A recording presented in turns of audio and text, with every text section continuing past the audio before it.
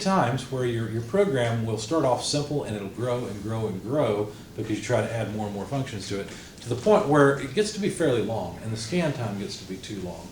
And then you realize you have to upgrade your PLC or you have to change your code and reduce the length of the ladder program. So there's going to be some hints here that will help you reduce your length of code. Also, later on, we'll get into some Boolean algebra, which will help you simplify your code and write code that's more compact. But anyway, so the length of the program is important. The type of instructions that it has to execute, that does change it. For example, dealing with a timer or counter, the PLC is dealing with words of data rather than bits of data, so it simply takes longer than dealing with a typical on-off instruction. And then whether or not the results are true or false does make a difference, but that's a minor effect.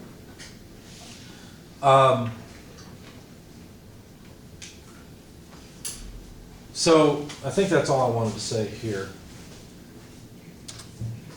Now the actual amount of time per scan can also vary because the way your logic works, the PLC can get to a point on a rung where it realizes there's no point in continuing to evaluate, so it just moves to the next rung.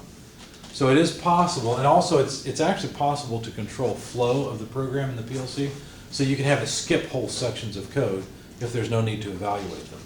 So you can actually include instructions that will make your program skip around. Now that can be bad practice because you can end up in an infinite loop, so you got to be careful about that. But it can also be a way to save time. So basically the way this works is inputs come in, we examine these inputs, do comparisons and calculations, figure out what the output should be, and then write those outputs. And that's what happens during, well, the scan is really what's happening during this time. But really all of this is the scan time because it takes time to grab the inputs and the outputs. And there's really even more than this because you include the overhead in the scan time because you want to know how long it takes before the PLC comes back and grabs this input. You don't want to miss inputs changing. So here's a simple example where we've got an input device going to bit 3 or word 3 to 6. It's represented by this instruction to trigger an output, which then gets written to a particular output device. Okay, now if you think about it, there's a maximum frequency of this turning on and off. You could push this input-output button if you were fast enough. You could turn that on and off, possibly, depending on the speed of the processor. You could possibly turn this on and off so fast that the light wouldn't follow it.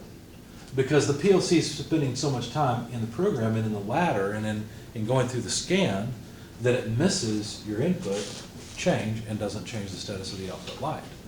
Okay? So that's really what we're talking about here is that scan time. Now, here's the scan process applied to multiple rungs. So here, the PLC is not just evaluating one ladder, which is pretty quick, or one rung, which is pretty quick. It's evaluating an entire ladder. So it goes through and evaluates each rung one at a time, computes what all those outputs should be, and then sets the output image, and then goes back after housekeeping and does it all over again. Okay? In that case, the scan time is going to be longer than the single rung we had before.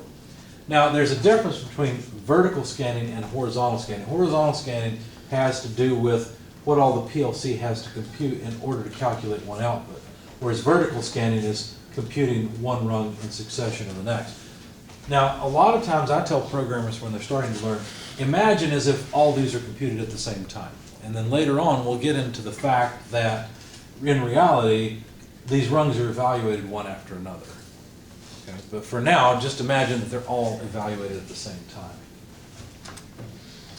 All right.